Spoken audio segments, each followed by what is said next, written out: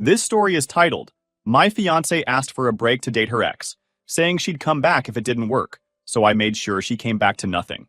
Hey folks, after lurking around here for what feels like forever, I figured it's time to share what's been going on with me lately.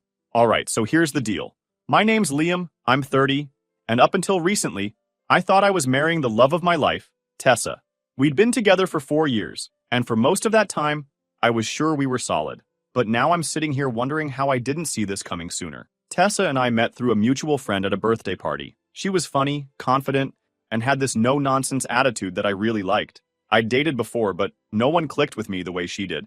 We hit it off fast and moved in together after a year.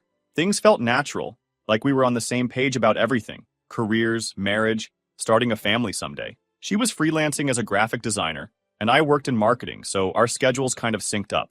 Life wasn't flashy, but it was good.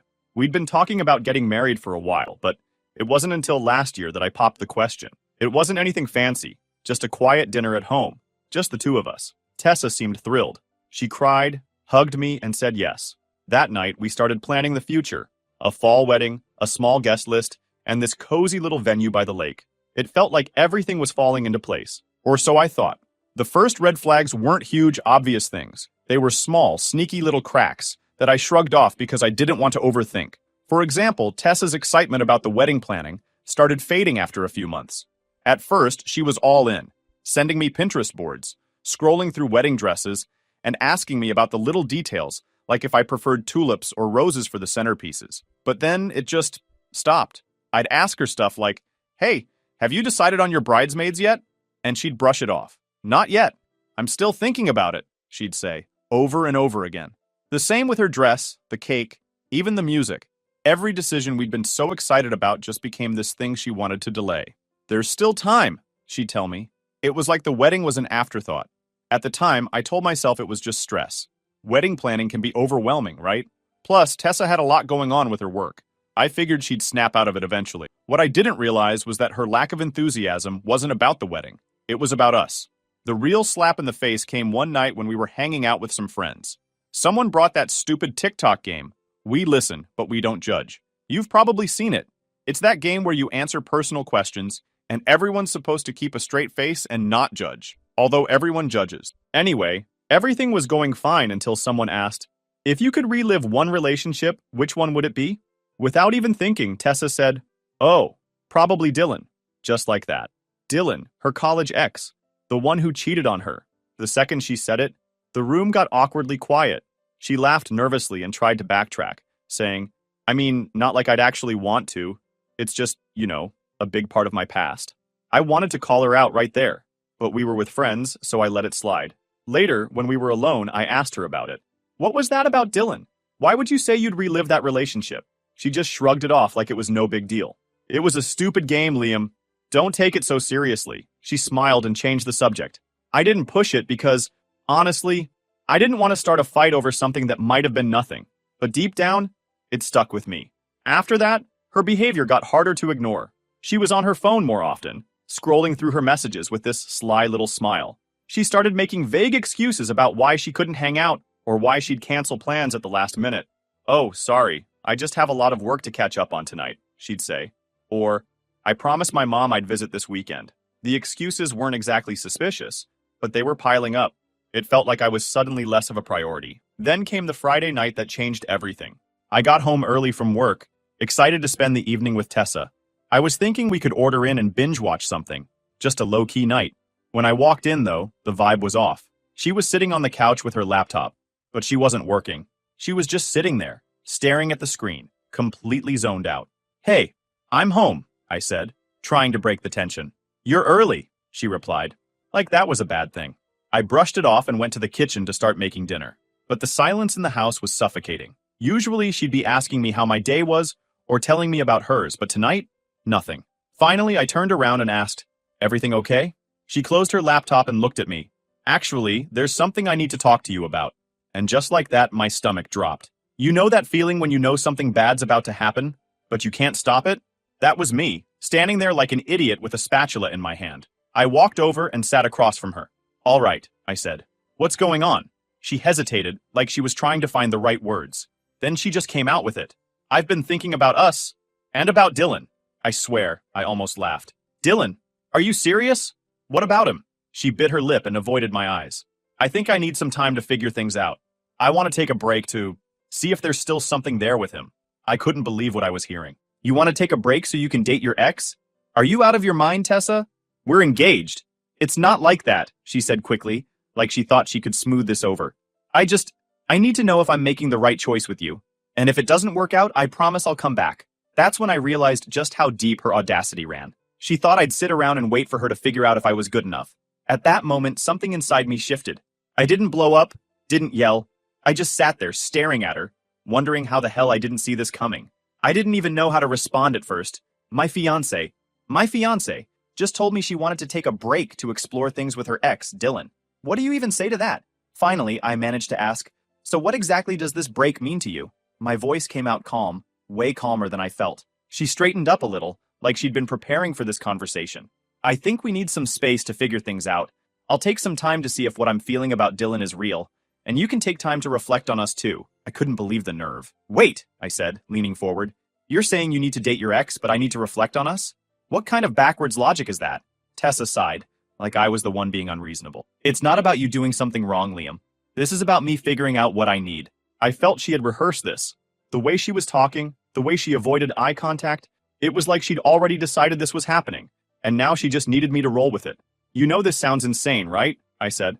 You don't just put your fiancé on hold while you go play what if with some guy who treated you like garbage. Her face hardened, and for the first time, I saw just how stubborn she could be. I'm not asking for permission, Liam. I'm telling you what I need. That one hit different. I wasn't just upset anymore. I was angry. I stood up and started pacing, trying to calm myself down. So what, Tessa? You're just gonna pack a bag and head over to Dylan's place? Is that your big plan? No, she snapped. It's not like that. I don't know what it looks like yet, but I need clarity before we move forward. I owe it to myself to know I'm making the right decision. You owe it to yourself, I repeated, laughing bitterly. And what about what you owe me? We're engaged, Tessa. We're supposed to be building a life together. And now you're telling me you need to test drive your ex to make sure I'm good enough? I never said you weren't good enough, she shot back, her voice rising. But if we're going to spend the rest of our lives together, I have to be certain. And right now, I'm not. That was it. It wasn't just that she wanted to explore things with Dylan. It was that she wasn't sure about me. After 4 years together, after all the plans we'd made, she still wasn't sure. It hit me all at once. She didn't even realize how hurtful and ridiculous her request was. She thought this was reasonable, like I'd just sit there while she worked through whatever nonsense was spinning in her head. I stopped pacing and looked at her. Really looked at her. You know what? Sure, I said, my tone flat. Take your break. She blinked, caught off guard by how easily I agreed. Liam, I'm not trying to hurt you. I need space to figure things out. I nodded, keeping my expression neutral. All right, if that's what you need. She hesitated, like she was expecting me to argue, to fight for her. When I didn't, she stood up, grabbed her laptop, and mumbled, I'll stay at my mom's for a bit. This isn't forever. We'll talk when I've had some time. Okay, I said simply. She glanced at me, unsure of how to respond, then disappeared into the bedroom. I could hear her moving around, throwing stuff into a bag. I stayed on the couch, calm on the surface, but my mind was already turning. If she wanted her break so bad, fine. Let her have it. A few minutes later, I heard the front door close. She was gone, probably thinking she'd left me here to wait and wonder. Little did she know, I wasn't going to just sit around. She could have her fantasy, but I had my own plans now. I don't know how long I sat there before I finally snapped out of it. The first thing I did was grab my phone and call my buddy Noah. Noah's been my best friend since college, and he's the kind of guy who doesn't sugarcoat things. If I needed someone to tell me I wasn't crazy for feeling like my entire life had just fallen apart, he was the guy. Yo, what's up? He answered, his voice casual. Tessa wants to take a break to date her ex, I blurted out. There was a long pause. What the hell? He finally said. She said that to your face? Yup, I said, rubbing my temple. She packed a bag and left like it was no big deal. Said she needs clarity. Noah let out a low whistle. Dude, that's messed up. You okay? Not really, I admitted. I don't even know how to process this. 4 years, man. 4 years, and she's still hung up on Dylan. You want me to come over? He asked. We can order some food. Talk it out. Yeah, actually, that'd be great, I said. About an hour later, Noah showed up with pizza. He didn't even wait for me to explain the whole thing. He just listened as I vented about everything. By the time I finished, he was shaking his head. Bro, she's not worth this, he said. If she can't see what she has with you, that's on her. You're better off without someone who's going to treat you like a second option. I nodded, but it didn't make me feel any better. It wasn't just about losing Tessa. It was about losing the future I thought we were building together. I'd pictured a life with her. Marriage, kids, all of it, and now it was just gone. We stayed up late, talking and watching TV, and for the first time in hours, I started to feel a little less like the ground was crumbling beneath me. I didn't have a plan yet, but one thing was clear. I wasn't going to let Tessa keep me on a leash while she figured out what she wanted. The next morning, my phone buzzed. I rolled over, half awake, and squinted at the screen. Tessa, of course. Can we talk? I stared at the message for a moment, my brain still foggy. She wants to talk? Seriously? After everything she laid out, now she wants to play the concerned fiancé? I thought she might have realized how stupid she sounded yesterday. I dragged myself to the kitchen to make coffee. There was no way I was dealing with this nonsense before caffeine. As I leaned against the counter, sipping my coffee, my mind raced. She really had the nerve to come back and act like I was the one who owed her patience. It wasn't anger I felt. At least not anymore. It was more disbelief. How could someone be so oblivious? So wrapped up in their own fantasy that they thought this kind of stunt was acceptable. But I wasn't about to let her see that. No. If she wanted to play this game, I'd play along. Except I wouldn't be the one losing. Finally, I picked up my phone and replied, "Sure, come over later." Short, simple. Let her think she's still in control. A few hours later, there she was, standing at the door like nothing had happened. She looked polished, like she'd spent way too much time trying to perfect that calm, collected look. Her hair was done, makeup flawless. I could tell she'd rehearsed this. She was ready to sell me whatever she'd come up with. I stepped aside and let her in without a word. She walked in like she still belonged here, sitting on the couch like it was any other day. "Thanks for letting me come by," she said softly like she was doing me a favor. I leaned against the wall. "What's up?" She took a deep breath, her hands clasped together like this was some big performance. "I've been thinking a lot," she began. "Here we go. And I think I've come up with a way for us to move forward," she continued, her tone too measured, too rehearsed. I nodded, keeping my face neutral. "All right, let's hear it." "Well," she said, clearly building up to something she thought was genius, "I think the best thing for us right now is to put the wedding plans on hold, just temporarily, while I take the time I need to get clarity on everything. That way, we don't lose the progress we've made, and we can pick things back up once I'm sure about us." I stared at her, waiting for the twist. She wasn't joking. She actually thought this was reasonable. "That's your big plan?" I asked, raising an eyebrow. "Yes," she said, nodding like she'd just solved a world crisis. "It's practical, Liam. We've put so much time, effort, and money into this relationship. I don't want to throw it all away over something that might not even matter in the long run. Something that might not even matter." That phrase kept bouncing around in my head. She was talking about us, our relationship, like it was some investment portfolio she didn't want to write off. I felt a laugh bubble up, but I held it back. "Not yet. Let her keep going." "You're okay with this, right?" she asked, tilting her head slightly, like she was genuinely confused why I hadn't reacted yet. "Sure," I said, shrugging. Her eyes flicked to mine, like she didn't quite believe I'd agreed so easily. "Wait, you're okay with it?" "Yeah," I said, keeping my tone even. "If that's what you need, go for it." She blinked, clearly thrown off. She'd probably expected me to argue, to fight, maybe even beg her to stay. Instead, I gave her nothing. "I just don't want you to think this means I don't care," she added quickly, trying to fill the silence. "I just need some space to figure out what I really want. It's not forever."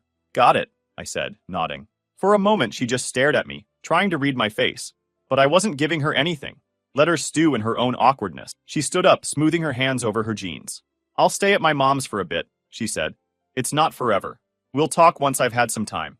"All right," I said, keeping my voice neutral. She hesitated, like she wanted to say something more. But then she just grabbed her bag and headed for the door. "Thanks for understanding," she said, pausing before stepping out. I just nodded again, keeping my face blank. After she left, I stood there for a moment, wondering how I couldn't see her as a wife anymore. She was gone, figuring out her ex, and she actually thought I was sitting here, waiting for her to figure out if I was good enough to fit into her perfect little fantasy life. But she didn't get it. This wasn't her decision anymore. I walked over to the window and watched her car pull out of the driveway. She was probably feeling relieved, thinking she'd bought herself some time to figure things out with Dylan. Let her think that. The truth was, I'd already made my decision. I wasn't going to argue, wasn't going to fight for someone who thought it was okay to keep me on the back burner while she explored her doubts. She could have her break. She could have Dylan. I was done playing along. The funny thing is, I didn't even feel angry anymore. I felt free. It was like a switch had flipped in my head. All this time I'd been worried about what she wanted, what she needed, how I could fix things. But now it was about me. I sat down on the couch. I could already hear her voice in my head, weeks or maybe months from now, trying to spin her way back in. I made a mistake, Liam. I needed clarity, but now I see what I really want. Too late. Life doesn't work like that. I had no intention of sitting here, pining for her to come back. This wasn't about playing games or getting even. It was about moving forward. She'd made her choice, and so had I. I spent the next week setting things in motion. This wasn't about revenge. It was about clearing out every trace of her and taking back control. I started with the wedding plans. I grabbed my laptop and canceled everything. The venue, the photographer, the caterer. It all had to go. Some deposits were non-refundable, but who cares? It wasn't about the money. It was about closing this chapter for good. As I clicked through the emails, I couldn't help but smirk. She probably thought I was sitting at home, heartbroken, crying, waiting for her to know I'm better than her ex and come crawling back. She had no clue I was wiping her out of my life one email at a time. Then, the house. Funny thing, Tessa always acted like it was our home. She picked the paint colors, nagged me about throw pillows, and even insisted on those god-awful curtains in the living room. But here's what she never seemed to grasp. The house was mine. My name on the deed, my money in the mortgage. I called my buddy Noah, who hooked me up with a real estate agent. Within days, I had the paperwork ready to list it. My plan was simple. Sell the house, move on, and leave Tessa with absolutely nothing to come back to. She wanted space to figure out her life. She could do that from scratch. One part was almost too satisfying. Tessa had left all her stuff behind when she walked out. Clothes, books, and those ridiculous live, laugh, love signs she insisted on putting everywhere. I boxed it all up and drove it to her mom's place. No heads up, no texts. I just left it on the porch with a note. Here's your stuff. Good luck with Dylan. Was it petty? Maybe. Did I care? Not one bit. Then I sat there and waited. As expected, a week later, my phone buzzed. It was her. Can we talk? I think we need to clear the air. I laughed out loud. She must have realized her little fantasy with Dylan wasn't all it was cracked up to be. I couldn't resist seeing how this would play out. Sure, I replied. Come by tomorrow. The next day, she showed up, and the look on her face was priceless. She stepped inside and froze, her eyes darting around the bare walls, the empty shelves, the moving boxes stacked in the corner. What's going on here? She asked, her voice trembling. I'm selling the house, I said casually as if I'm talking to a neighbor, leaning against the counter. Her jaw dropped. You're what? Selling our house? It's not our house, Tessa, I said, letting that sink in. It's mine, and I don't need this much space anymore. She stared at me like I'd slapped her. Why didn't you tell me? Why would I? You left, remember? I said, keeping my tone calm. Her face went pale. Wait, so you've been planning this? You're just moving on? I shrugged. What else was I supposed to do? Sit around and wait for you to come back? She shook her head, her voice rising. Liam, no. That's not what I meant when I said I needed time. I didn't think you'd... Didn't think I'd what? Take you seriously? I interrupted. You said you needed space to figure out if you wanted me or Dylan. So I gave it to you. She took a step closer, her voice trembling. But I didn't mean it like this. I thought you understood. I wasn't ending things. I just needed clarity. I laughed, shaking my head. Clarity? Tessa, you didn't want clarity. You wanted a safety net. You thought you could run off, test the waters with Dylan, and then waltz back here like nothing happened. Sorry, but that's not how it works. Her composure completely cracked. Liam, please, I made a mistake. Dylan, he's not what I thought. He hasn't changed. I was stupid. I see that now. Please, don't do this. Don't throw us away. I crossed my arms, meeting her tear-filled eyes with a steady gaze. You're right about one thing, Tessa. You were stupid, but not just for running back to Dylan. You were stupid for thinking I'd let you treat me like a backup plan. She grabbed my arm, her voice desperate. I wasn't. I swear. I panicked. I was scared. But I know now that it's you. It's always been you. Please, we can fix this. We can still get married. I yanked my arm away, shaking my head. No, we can't. You made your choice, Tessa. You chose doubt. You chose Dylan. And now, I'm choosing me. Her face crumpled, and she started sobbing. Liam, please. I'll do anything to fix this. It's too late, I said firmly. You broke this. You don't get to come back and pretend it never happened. She stood there, shaking, tears streaming down her face. Finally, realizing there was nothing left to say, she turned and walked out the door. And with that, Tessa was out of my life. or so I thought. I sold the house, moved into my new apartment, and started putting everything about her behind me. I wasn't bitter. I just didn't have the energy to keep dragging her baggage along. I thought I'd handled it cleanly, that we'd moved on separately. But Tessa? She wasn't done, and when she made her move, it wasn't head on. The first sign something was off came in a phone call from my mom. I'd barely said hello before she launched into it. Liam, why am I hearing from Aunt Sharon that the wedding is canceled? Is this true? I froze, the words catching me off guard. The only people who knew the wedding was off were me and Tessa. I hadn't even told my family yet because, frankly, I didn't want to deal with their reaction. But now the news was out. Where did Aunt Sharon hear that? I asked cautiously, already suspecting the answer. From Tessa's mom. She's been telling everyone that you called off the wedding. Apparently Tessa is heartbroken, and you're being unreasonable. I nearly dropped the phone. Heartbroken. Unreasonable. The audacity of her spinning this like I was the bad guy was almost impressive. She had been the one to walk away, the one who wanted to figure things out with her cheating ex. And now she was painting me as the villain? Mom, that's not what happened, I said, trying to keep my voice calm. Tessa and I aren't together anymore. She made her choice and I moved on. Well, you need to do some damage control, she said, her tone sharp. Half the family is talking about this, and they all think you blindsided her. Damage control. That's what it came to now. Not only had Tessa managed to worm her way into my family's conversations, but she'd turned the entire thing into a pity party for herself. I should have let it go. I should have chalked it up to her being petty and left it at that. But when I got a call later that same day from my boss, I realized this wasn't just a family issue anymore. Hey, Liam, I wanted to check in, my boss said cautiously. Is everything okay? I heard from a friend of mine. Apparently your ex is going through a tough time, and she mentioned your name. My ex mentioned my name? At work? She didn't give any details, but you know how these things spread. Just making sure it's not going to cause distractions here. I clenched my jaw, the pieces falling into place. Tessa hadn't just been telling her side of the story to family.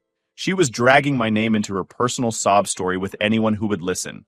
I thanked my boss for letting me know and hung up. My blood was boiling.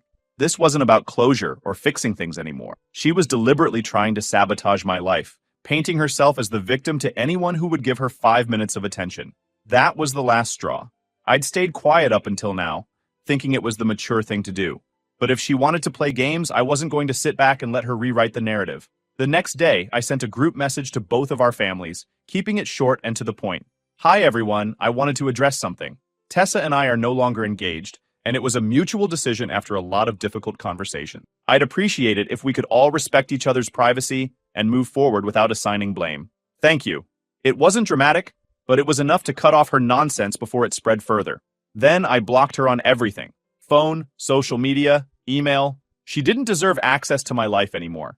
Not after how she'd tried to twist things. The fallout wasn't easy. My mom wasn't thrilled about me handling it so bluntly, and a couple of relatives still whispered about how I could throw away such a good thing. But I knew the truth, and that was enough. All what my ex-fiancée did was show me how little she respected me or the relationship we'd had. If anything, she made me even more grateful that I'd cut her out for good. So here I was, finally drawing the line. Blocking her was like flipping a switch, cutting the power to the drama machine she'd been running for weeks. It wasn't just about silencing her. It was about reclaiming my peace. The first thing I did was take control of the narrative. People love to fill in the blanks when you stay quiet, and I'd given Tessa way too much space to craft her story. So I called up the people whose opinions mattered to me. My close friends, my siblings, and my mom. I laid it all out, no embellishments, just the facts. Look, I told my mom over coffee, I didn't throw away a good thing. She bailed on me for her ex, plain and simple. I tried to be civil, but she's out here spinning tales like she's the victim. I'm not letting her trash my name. Mom gave me her classic disapproving look, the one that could make a grown man feel like a scolded teenager. I get it, Liam, but you could have been more tactful. Tactful? Mom, she's airing our dirty laundry to anyone who'll listen. I'm done playing nice. That seemed to click for her. She sighed, finally conceding, I just want you to be happy. Don't let her drag you down. From there, I made it my mission to shut down the whispers wherever they popped up. If someone brought up Tessa, I gave them the short version. It didn't work out, and she's not the person I thought she was. End of story. Most people got the hint and dropped it, but a few needed a bit more directness. Like my cousin Mark, who cornered me at a family barbecue. Hey man, I heard you left Tessa high and dry. What's up with that? I stared at him, barely believing the audacity. You heard wrong, Mark. She ditched me to figure things out with her ex. If you want the full story, ask her. I'm not playing the gossip game. He backed off pretty quick after that. While I was busy cleaning up the social mess, I also had to deal with work. My boss, thankfully, was chill about the whole thing. I explained the situation in private, emphasizing that it wouldn't affect my performance. He nodded and said, I figured there was more to it. Just keep your head down, and don't let it get to you. But Tessa wasn't done trying to stir the pot. A week later, I got an email from a mutual friend of ours, Sarah. She wasn't taking sides, but she felt the need to share something. Hey Liam, I thought you should know Tessa's been posting stuff online. Nothing outright nasty, but it's obvious she's talking about you. Just wanted to give you a heads up. I thanked Sarah and checked it out. Sure enough, Tessa had been posting vague, passive-aggressive quotes about betrayal and heartbreak. Stuff like, some people will throw away diamonds to chase stones. Real subtle. At first, I was tempted to respond, to call her out for the nonsense. But then I stopped myself. Why stoop to her level? She wanted a reaction, and I wasn't giving her one. Instead, I reported her post for harassment and moved on. That was the real turning point for me, realizing I didn't owe her or anyone an explanation anymore. My life wasn't a public forum for her to dissect and manipulate. If she wanted to live in the past, that was her problem, not mine. One night, sitting with my buddy Jake, he said something that really stuck with me. Man, you dodged a bullet. Imagine if all this came out after you were married. You're better off, trust me. He was right. As painful as it had been, breaking things off with Tessa, before we tied the knot was the best thing that could have happened. It wasn't just about avoiding the drama. Being with her had blinded me to what I really wanted in a partner. Someone who had my back, not someone who'd turn on me the second things got tough. By the time a few months had passed, Tessa's antics started to fade into the background. People moved on, and so did I. The family stopped bringing her up, the whispers at work died down, and her online posts eventually dried up. It was like she finally realized she couldn't keep milking the situation for sympathy. I'd like to say I forgave her, but honestly, I didn't. And that's okay. Not every wrong has to be forgiven to be left behind. I don't hate her. I just don't care anymore. The real closure came when I realized I wasn't waiting for her to apologize or for people to see my side. I was living my life for me, not for anyone else's validation. So I guess all I want to say is that sometimes the hardest decisions are the ones that save you. Cutting ties with Tessa wasn't easy, but it was necessary. It taught me to trust my gut, to stand up for myself, and to never settle for less than I deserve. Looking back now, I don't regret a thing. I'm in a better place, mentally, emotionally, and even physically. Life's too short to waste on people who don't value you. And if I've learned anything, it's this. The best revenge isn't getting even. It's living well. And with that, this chapter of my life is officially closed. Thanks for sticking until the end.